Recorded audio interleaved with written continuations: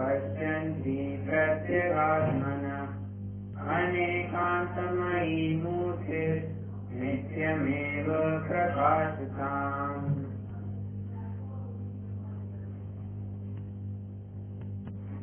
एक प्रश्न है आप सभी को। कल हमने ये देखा था कि दूसरे नए से केवली भगवान का जो केवली भगवान के ज्ञान में जो लोकालोक झलकने में आता है वो दूसरे नए का विषय बनता है। प्रश्न ऐसा है, केवलियों के नए लगते हैं क्या?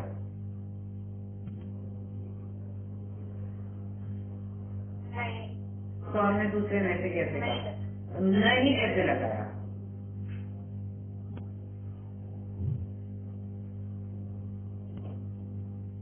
बोलिए, ठीक ही सवाल है ना। जब उनमें नए लगते ही नहीं है तो हमने दूसरे नए से ये लोकालोक को जानते ये कैसे कहा?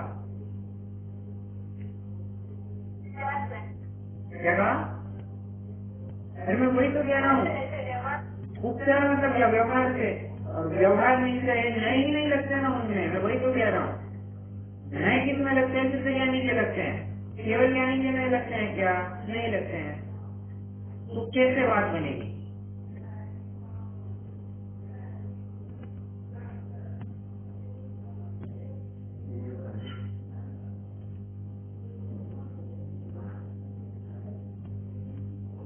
कोई बताएगा?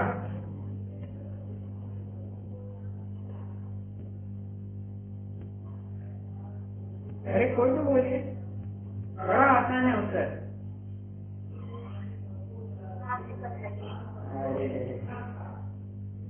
देखिए, ये तो हमने हमारी अपेक्षा, हमने अपने समझने की अपेक्षा बात की है। वास्तव में उनके नए लगते ही नहीं है। फिर से ये हमने हमारे समझने की अपेक्षा से कहा है। ठीक है, उत्तर इतना ही था। चलिए, आज हमें तीसरे में मैं तो ये सोच रही थी कि दूसरा नए कैसे लगेगा, पहला लगेगा, मैं ये सोच रही थी। अच्छा, पहला नए कैसे लगेगा?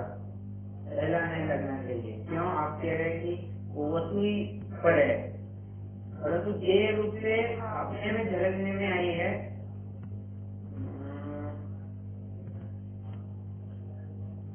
ज्ञान हो तो ये इसका अलग है। इस प्रकार से हमने बताया था ना, आपने बताया था तो लिंक नहीं है ना ज्ञान से, ये लिंक नहीं है ना ज्ञान से। हाँ, प्रश्न अच्छा है। आपको मेरी आवाज आ रही है? आ रही। पहले ना आवाज आ नहीं पाई, आपने जो बोला उसका एक्सप्रेशन दिया आवाज से। हाँ, थोड़ा सा रिपीट कर दो। मैं ये कह रहा हूँ कि केवली भगवान के ज्ञान में जो लोकालोक झलकने में आता है, ऐसा जो दूसरे नए से कहा जाता है, ये सिर्फ हमने हमारी अपेक्षा से बात कही है। केवलियों के नए तो लगते ही नहीं है, इतनी बात तो पक्की है। ठीक है, मैं बस ये कह रहा था।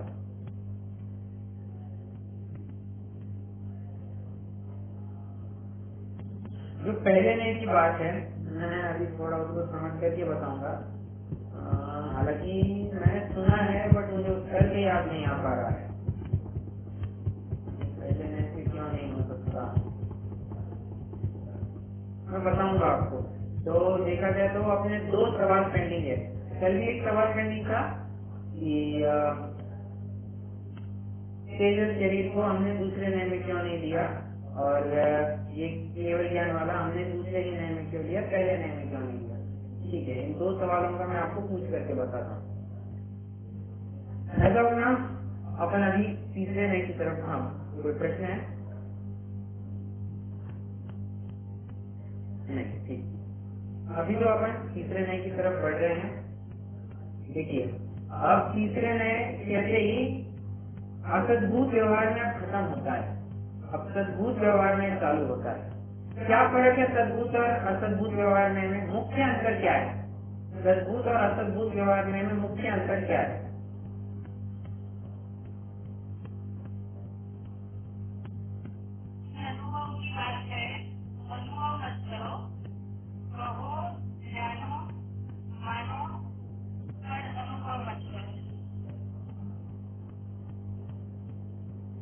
और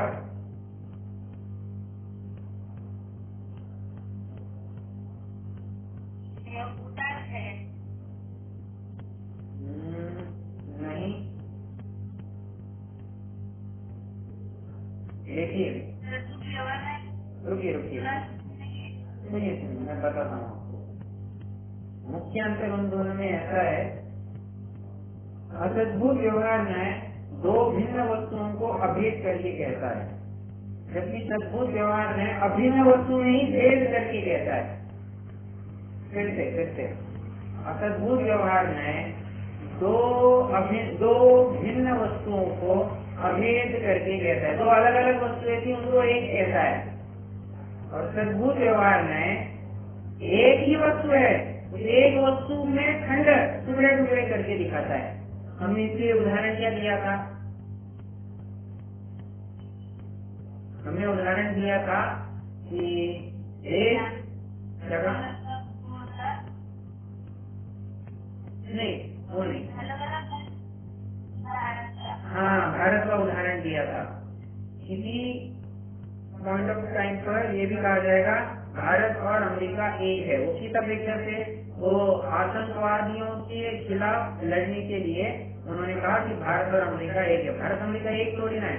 अमेरिका कितना 24 घंटे 25-26 घंटे ट्रैवल का टाइम है, भारत कितनी दूर है उससे, फिर भी क्या कहते हैं भारत अमेरिका एक है। और किसी पॉइंट ऑफ टाइम पर यह भी कहा जाएगा कि भारत के ही जो भारत एक थोड़ी ना है, पंजाब अलग है, छत्तीसगढ़ अलग है, महाराष्ट्र अलग है, उत्तर प्रदेश अलग है, मध्य प्रदेश अलग है, राजस्थान अलग है, सब अलग, गुजरात अलग है, सब अलग अलग कहा जाएगा। कहने की बात यही है कि दो अभिन्न वस्तुओं में अभेद करना, सॉरी, दो भिन्न वस्तुओं में अभिन्नता स्थापित करना, ये असद्भुत व्यवहार न्याय का कथन। और एक अखंड वस्तु में भेद स्थापित करना, ये सद्भुत व्यवहार न्याय का कथन। ठीक है। अब सद्भुत व्यवहार के भी दो भेद किए थे, कौन से? उपचरित सद्भुत और अनुपचरित सद्भुत। सबसे पहले अपन उपचरित सद्भुत व्यवहार न्याय की बात करेंगे। सद्भुत मतलब देखिए, सद्भुत, सत मतलब है, क्या कहना चाहिए, सच्चा। सत मतलब सच्चा, भूत मतलब है, जिसका विषय सच्चा है। ऐसे व्यवहार की बात कर रहे हैं, व्यवहार में जिसका विषय सच्चा कहा जाता है। वस्तु कैसा सच्चा है? उपचरित, उपचार से सच्चा है। मतलब समझते हैं हम। दूसरे में तक हमने क्या कहा था कि यह शरीर ये द्रव्य कर्म जीव से अभिन्न है। अच्छा, पहले में क्या कहा था कि ये देश, ये राज्य, ये राष्ट्र, समाज, ये जो जीव से अभिन्न है, ये एक ही है। ये स्त्री पुत्र मकान वाला ही, ये मतलब जो समाज में रहता हुआ दिखाई देगा वही जीव है। बाद में कहने लगे कि जो शरीर वाला है वो जीव है। थोड़ा और सूक्ष्मता में कहने लगे जो द्रव्य कर्म से युक्त है, कार्बन शरीर से युक्त है, वो जीव है। अब शरीर को ये भी वास्तविकता नहीं है। द्रव्य कर्म तो जबरन कोई हमें सुख दुख देने में समर्थ है नहीं। तो जब हमारे स्वयं के उस कर्म के उदय में हम स्वयं आकुल चित्त हो, तब हमें वो कर्म सुख या दुख में कारणभूत होते हैं। मतलब मूल बात कर्मों की तरफ नहीं है या शरीर की तरफ भी नहीं है, मूल बात हमारे भावों की तरफ, हमारे परिणामों की तरफ है। मतलब तीसरे न्याय का विषय ये मालूम होता है कि जीव को उसके परिणामों से, उसके भावों से अभिन्न करके दिखाया जाएगा। कहा जाएगा कि तू ही इन भावों का करता है। अब द्रव्य कर्म का करता भोक्ता नहीं कहा जाएगा। अब कहा जाएगा ये जो द्रव्य कर्म किए ना, ये कोई अपने आप थोड़ी ना बने हैं। इस जीव ने ही छोटे कर्म किए थे, उसके फल में ये कर्म बन रहे हैं और फिर बाद में उधर आकर के अपना स्वरूप दिखा रहे हैं, अपना रंग दिखा रहे हैं। तो इससे मैं अगर इसका विषय बताना चाहूँ तो तीसरे न्याय का विषय मलिन पर्याय है। कैसी पर्याय है? राग द्वेष से युक्त पर्याय है या फिर अर्ध विकसित पर्याय है। दो बातें कह रहा हूं मैं, एक पूर्ण अच्छे से कहता हूं मैं, एक पूर्ण असिद्ध पर्याय और एक अर्ध सिद्ध पर्याय, अर्ध विकसित पर्याय, अर्ध निर्मल पर्याय, कुछ भी कहिए, ये तीसरे नए के विषय में आता है।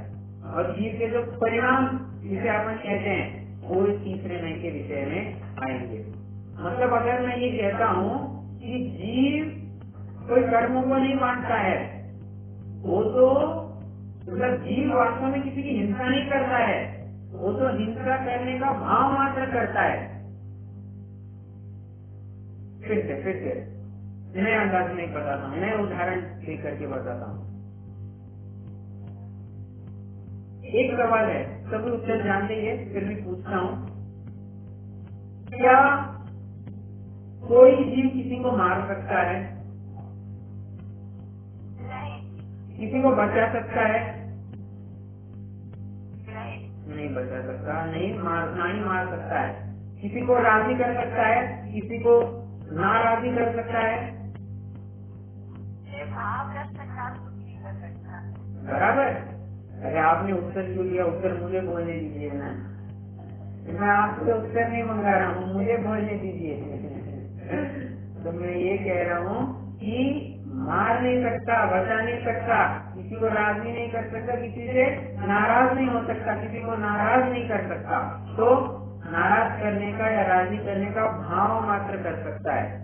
मतलब जीव की पहुंच कर्मों तक भी नहीं है, जीव की पहुंच तो सिर्फ अपने भावों तक है। वो कहते हैं ना, मुल्ला की दौड़ मस्जिद तक, उसी प्रकार इस जीव की पहुंच अपने भावों तक की होती है। वो बाई ने भी रोटी कहाँ बनाई है? बाई ने भी रोटी कहाँ बनाई है? कुम्हार ने भी घड़े को कहाँ बनाया है? वो कुम्हार ने घड़े को बनाने का विकल्प मात्र किया है, बाई ने भी रोटी बनाने का विकल्प मात्र किया है। तो भी रोटी कैसे बनी? रोटी बनी कैसे? रोटी अपनी योग्यता से बनी, बाई उसमें निमित्त कारण थी। भाव मात्र कर सकते हैं। मैं किसी पंक्ति के ऊपर ज्यादा जोर दे रहा हूँ। कोई जीव किसी को मार नहीं सकता, पकड़ नहीं सकता, बांध नहीं सकता, अच्छे काम भी नहीं कर सकता, व्रतों को पाल नहीं सकता, व्रतों को अव्रत में भी नहीं रह सकता, तो उस अवस्था में रहने का भाव मात्र कर सकता है। थोड़ा और विस्तार से बात करता हूँ मैं। भावों की बात हो गई। अब मैंने एक और बात कही थी आपको, जो असिद्ध पर्याय है, उस असिद्ध पर्याय का भी स्वामी, कर्ता और भोक्ता इस जीव को कहा गया है। मतलब ये राग द्वेष तूने ही किए हैं, ये राग द्वेष का कर्ता तू ही है, राग द्वेष का भोक्ता भी तू ही है। एक प्रश्न है मेरा, एकत्व क्यों नहीं किया? मैंने ममत्व को कंसिडर किया, कर्तृत्व को कंसिडर किया, भोक्तृत्व को भी कंसिडर किया, एकत्व कहाँ चला गया? अपन तो बराबर चारों बातें देख रहे हैं। पहले ने भी देखा था, एकत्व, ममत्व, कर्तृत्व, भोक्तृत्व, चारों अपेक्षा से बात लगानी है, चारों अपेक्षा में संबंध स्थापित किया गया था। यहाँ पर एकत्व क्यों नहीं लिया जा रहा? तो उसका उत्तर ऐसा है, एकत्व की बात 5वें नए में की जाएगी, निश्चय नए में। ऐसा क्यों? बात ऐसी है कि भेद तो व्यवहार, अभेद तो निश्चय।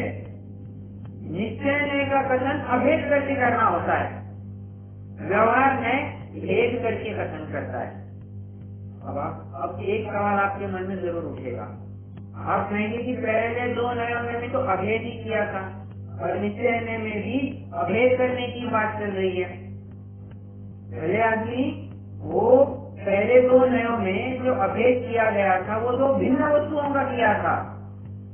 यहाँ पर निश्चय नए में अभेद अपने ही अंदर होने वाला है, जीव और उसकी पर्याय के साथ अभेद किया जाएगा, जीव और कोई तद्दन जुड़ी वस्तु के साथ नहीं किया जाएगा। ठीक है, देखिए तीसरा नए तो एक कदम और आगे बढ़ता है। आप 5वें नए की बात नहीं करो या निश्चय नए की बात नहीं कर रहा हूँ, तीसरे नए में आते हैं।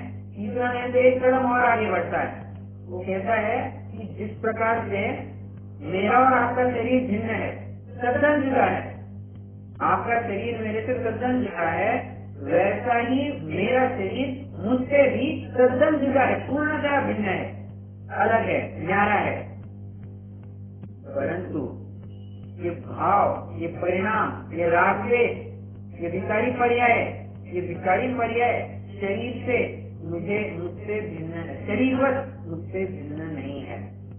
शरीर को कभी न कभी छूट जाए, परिणाम कब छूटते हैं? परिणाम तो हमेशा बने ही रहते हैं, बराबर है। अशुद्ध पर्याय में क्या क्या आएगा? अशुद्ध पर्याय में कुमति ज्ञान, कुश्रुत ज्ञान, कुबोधि ज्ञान, मिथ्या दर्शन, मिथ्या ज्ञान, मिथ्या दर्शन सब ले लेना। जितनी भी अशुद्धता आपको दिखाई देती है, जितनी भी, सभी की सभी अशुद्धताएं आप तीसरे नए के विषय में डाल सकते हैं। अच्छा, अब मैं आपसे उदाहरण सुनना चाहूंगा। 3 उदाहरण तो लगभग मैंने दे दिए, मिथ्या दर्शन, मिथ्या ज्ञान, मिथ्या चरित्र। और क्या उदाहरण आपके ख्याल में आते हैं? क्या अशुद्धताएं पाई जाती है?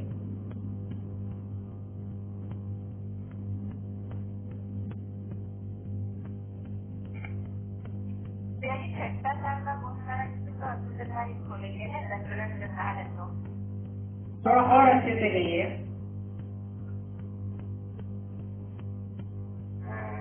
एक जगह नौकरी लगी रही है, लेकिन अभी तक ये बात है कह सकते, बट आप उसको थोड़ा और विस्तार दे सकते हैं। फिर संतुलन क्यों लेना? फिर मेरा ये एक और प्रश्न है। तो ये सत्य के अंदर तो संतुलन ही बाकी रहेगा। नहीं, मेरा प्रश्न ऐसा है, संतुलन प्रत्यय वाले क्यों लेना? प्रत्यय ज्ञान होना, प्रत्यय ज्ञान वाले क्यों नहीं ले लेना? हाँ, नहीं वो भी ले लेंगे। मुझे अपना अभी खड़ी करने जैसा बात है तो हाँ वो भी ले बराबर, सब आ जाएगा। मतलब एक शब्द में कहिए तो प्रत्यय है, क्यों इसके भेदों में जाना? सीधा कथय कहिए, कर्ताय का कर्ता जीव, ठीक है। और बोलिए, असिद्धत्व भी एक असिद्धता है हमारे में। अज्ञान, मिथ्या ज्ञान आ गया, अज्ञान आ गया। और बोलिए, ये गति आएगा, लेच्छा आएगी।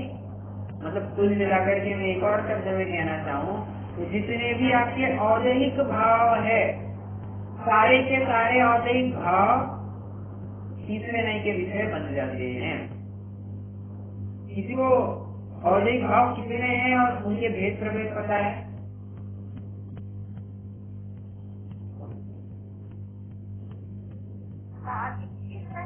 हाँ, 21 है, 21। कौन कौन से?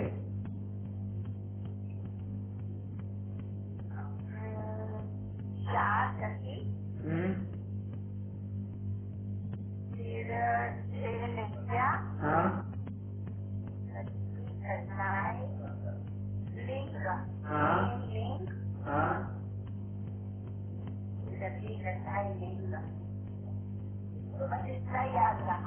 ठीक है, कोई बात नहीं, बहुत अच्छा। गति सूत्र ही है, 7वां सूत्र के दूसरे अध्याय का मेरे ख्याल से 6वां सूत्र होना चाहिए। गति कटाय लिंग, मिथ्या दर्शनाज्ञान संयता सिद्ध लेखा सूत्र मतलब वहाँ पर उन्होंने उसके भेद प्रभेद भी गिना दिए और भेद प्रभेद के भेद भी गिना दिए और उसके कितने प्रभेद है वो भी गिना दिए। तो गति 4 गति, अब काउंट करते जाना, 4 गति, 4 कटाय, गति कटाय लिंग, 3 लिंग, मिथ्या दर्शन, अज्ञान, असंयत, 1 1 1। मिथ्या दर्शन, अज्ञान, असंयत, असिद्धत्व, 1 1 1, 4 हो गए। लेच्छा 6, ज्यादा हो गए। 8, हाँ बराबर हो गए, 21 हो गए। 4 4 3 1 1 1 1 ठीक है। इस प्रकार से जो इच्छित अवैध भाव बताए गए हैं इस सारे के सारे तीसरे नए के विषय में बन सकते हैं। तो मुझे घटित करके दिखाएगा क्या?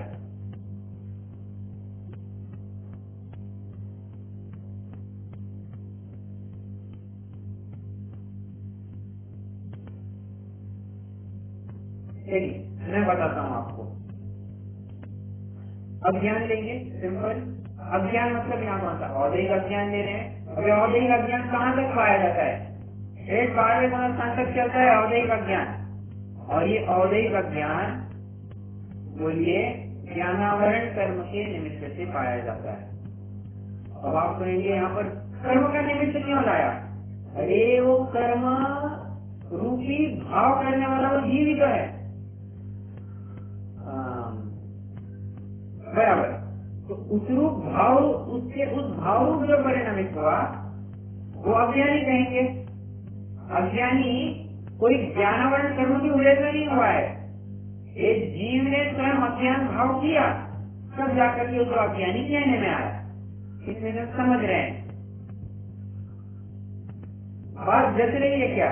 या पल्ले नहीं पड़ी अभी तक?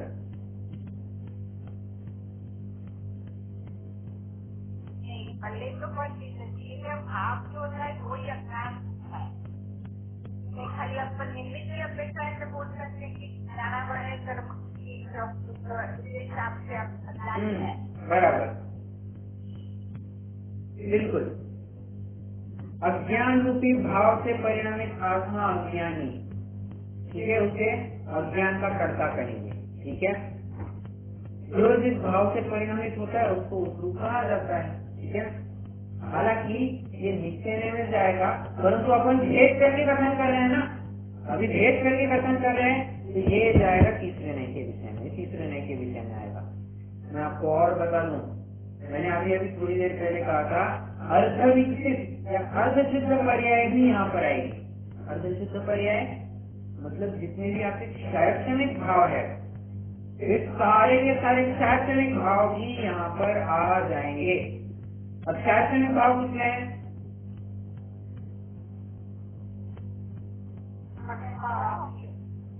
लगा?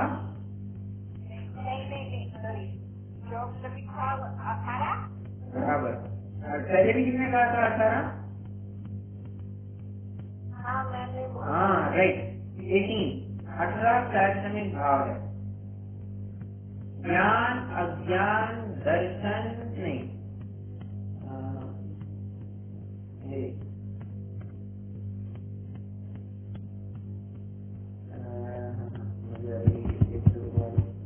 देखिए 4 ज्ञान, बराबर, 4 ज्ञान, 3 अज्ञान, 3 दर्शन, कितने हो गए? 10 हो गए। 10 और में संयम, फिर 11 हो गए। सम्यक्त्व चारित्र, सम्यक्त्व में कौन सा लेंगे? शैक्षणिक सम्यक्त्व। हाँ, शैक्षणिक सम्यक्त्व है, मतलब कितने? 13 हो गए। और 5 पंचलक्षी, लक्षियां न होती है।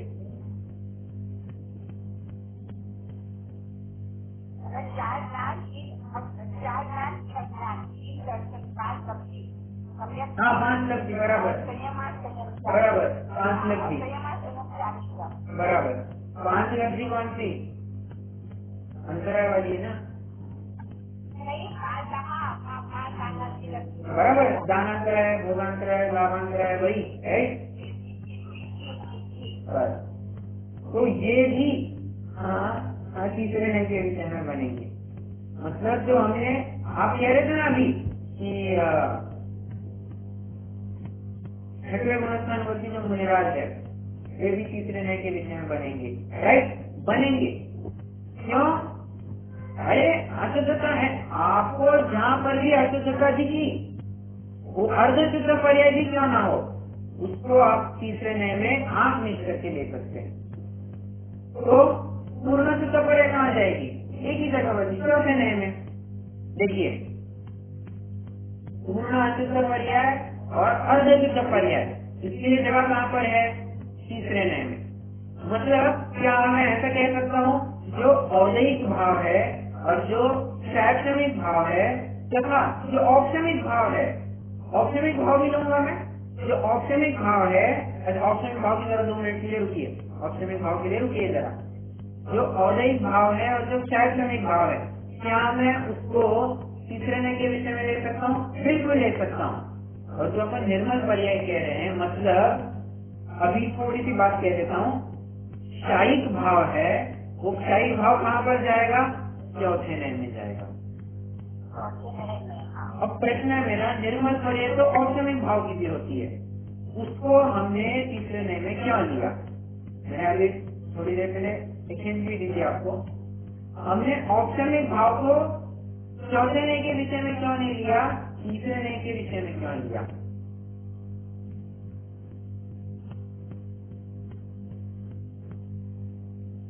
लॉजिक बड़ा सिंपल है।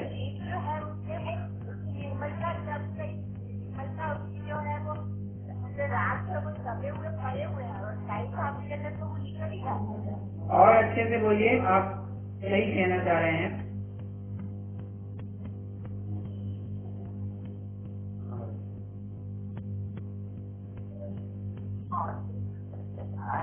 देखिए मैं बताता हूँ। हाँ बोलिए।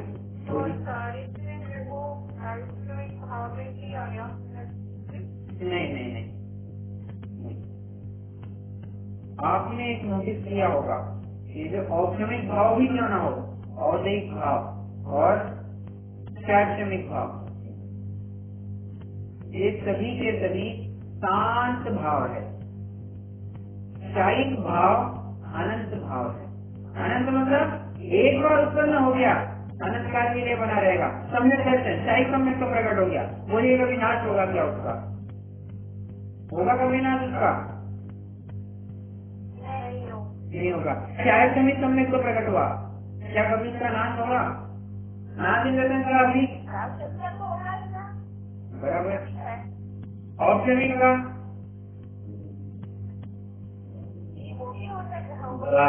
बस। तो तीसरी क्राइटेरिया भी मैंने आपको दे दी। जितने भी शांत भाव होते हैं वे सभी के सभी तीसरे नए के विषय में आ जाएंगे। तो कुल मिलाकर के मैं 3 पैरामीटर्स दे रहा हूँ आपको। अशुद्ध पर्याय, अशुद्ध पर्याय की चीज समझ लेना है, तीसरे नए में जाएगा। अर्धशुद्ध पर्याय की चीज वो भी तीसरे नए में जाएगा।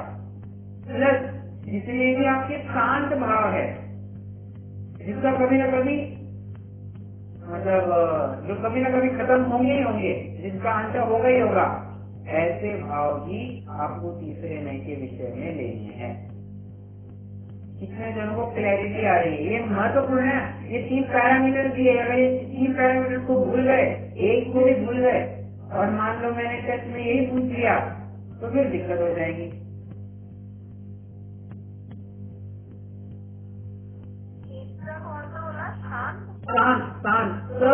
शांत।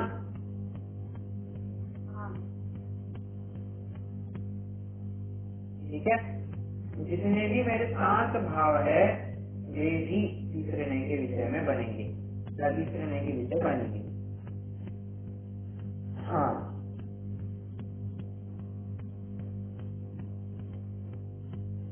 मतलब मैं श्रावक को तीसरे नए की दृष्टि से देख सकता हूँ।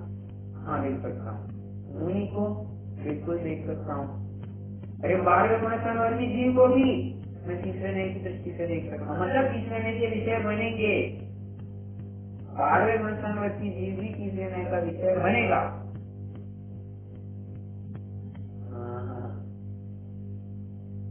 क्या 14वें गुण संवर्ती जीव बन सकते हैं तीसरे नए? मतलब हमारी अपेक्षा बात कर रहा हूँ, उनमें नहीं लगेंगे, बस अपने अपेक्षा से, अपने जानने की अपेक्षा से वे किसी अपेक्षा तीसरे नए में आएंगे क्या?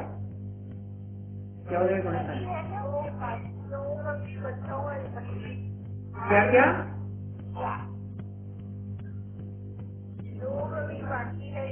14वें गुण संवर्ती में योग कहाँ अवस्था है वो तो। हाँ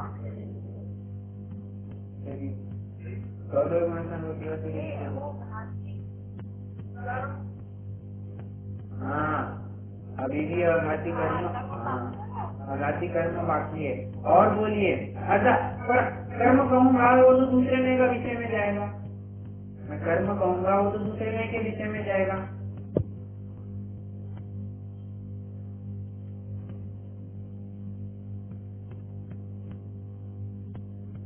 मैंने थोड़ी देर पहले एक पॉइंट लिया था,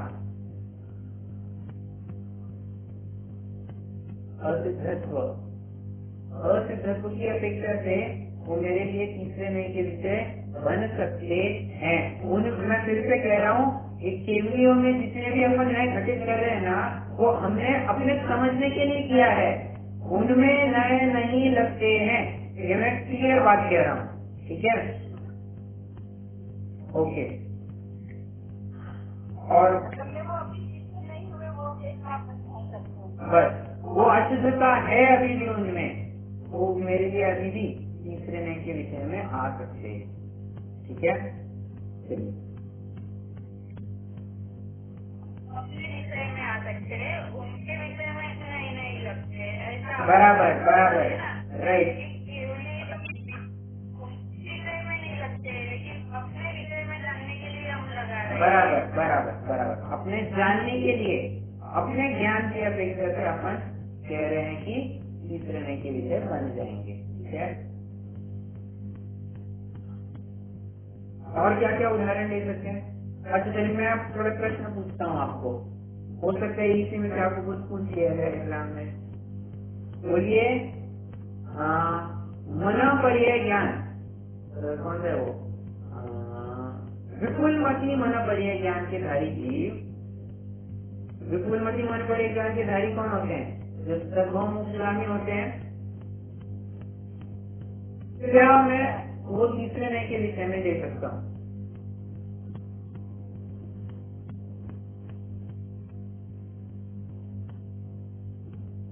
मनोपर्य ज्ञान का सम्यक ज्ञान है, वो भी माइंड है, वो सम्यक ज्ञान है, क्या मैं तीसरे नए के विषय में दे सकता हूँ?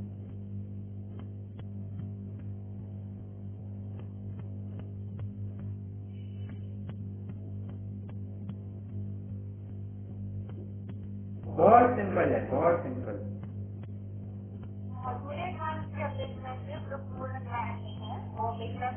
राइट राइट, ये ज्ञान पूर्ण नहीं है।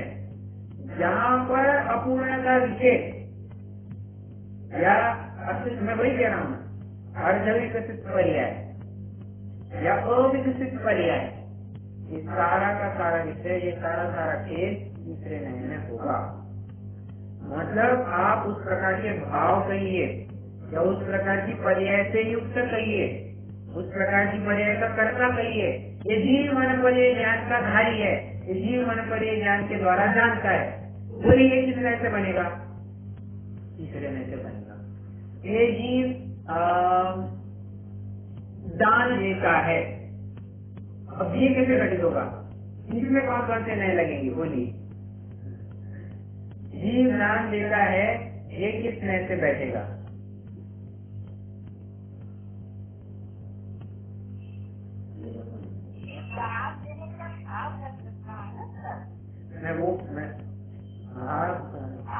सुनिए, प्रश्न तो सुनिए, मैं ये कह रहा हूँ जीव दान देता है, ये किस नए से बात बैठेगी? एक उत्तर आया पहले नए से, बहुत बढ़िया। कैसे? अच्छा आप रीजन भी बताते जाइए, हाँ रीजन भी बताते जाइए।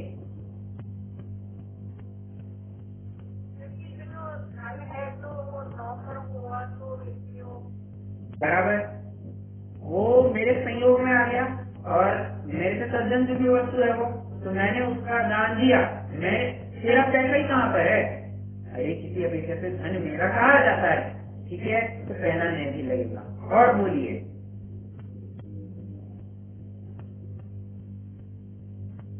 पहला नहीं घटित होगा। ये आप चाहे तो ये नोट भी कर सकते हैं, मैं कुछ एग्जाम्पल बता रहा हूँ तो आप ये भी नोट कर सकते हैं, आपको बहुत अच्छे से क्लैरिटी आएगी। अब मैं बार बार नहीं बोलूंगा कि आप ये नोट करेंगे, आपको स्वयं थोड़ा सा एनालाइज करना होगा कि हाँ ये अपने लिए महत्वपूर्ण है। वैसे देखिए, आपने जो उस दिन बात कही थी ना नोट करने के पॉइंट लेने के लिए, इसमें बात ऐसी है, आपको जो भी नई चीज दिखे, जो भी नई चीज सुनने में आई, वो आप नोट करते जाइए।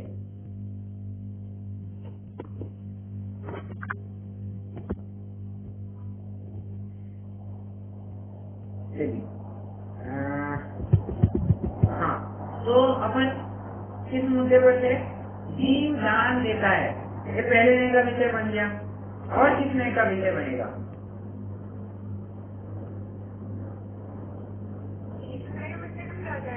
तीसरे नए में कैसे आएगा?